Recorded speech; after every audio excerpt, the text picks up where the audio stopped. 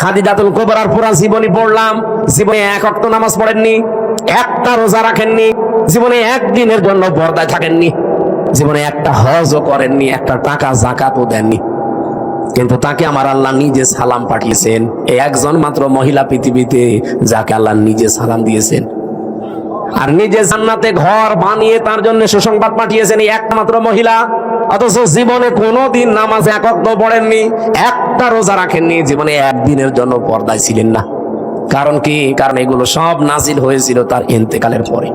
কিছুদিন আগে আমির হামজা এক জায়গায় ওয়াজ করছে যে মা খাদিজা এক ওয়াক্ত নামাজ পড়েনি, মা খাদিজা একটা রোজাও করেনি, মা খাদিজা একদিনও পর্দার মধ্যে ছিল না, মা খাদিজা হজও করেনি, একটা টাকা যাকাতও দেয়নি।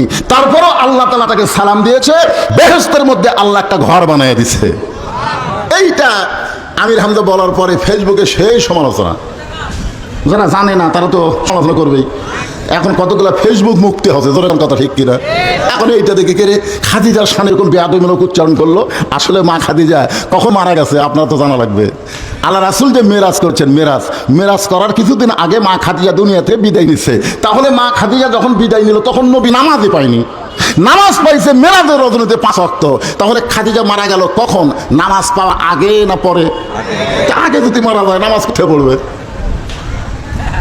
হিজরির 2য় সালে আল্লাহ তাআলা রোজা দিয়েছে।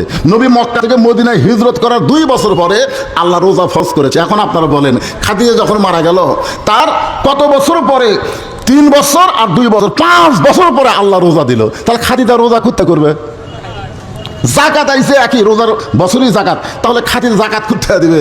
হজ আইছে একেবারে হিজরতের 9ম বছরে হজ ফরজ, তাহলে খাদিজা হজ করতে হবে। আপনার বলেন খাদিজার সময় পর্দার কোনো আইনই ছিল না, তাহলে খাদিজা পর্দা কেমনি করবে? এইগুলো না বুঝার বক্তারও বলা দরকার, বিশ্লেষণ করে ব্যাখ্যা করে। বক্তা হয়তো পরে ব্যাখ্যা করেছে, কিন্তু ওই ব্যাখ্যা বলতে যাই না, ওটা আবার ইউটিউবেররা কাটিং করে ছাড়ে দিচ্ছে। কি করে ছাড়া দিচ্ছে? কাটিং করে ছাড়া দিচ্ছে। আর জনগণ ওরে বাবা রে,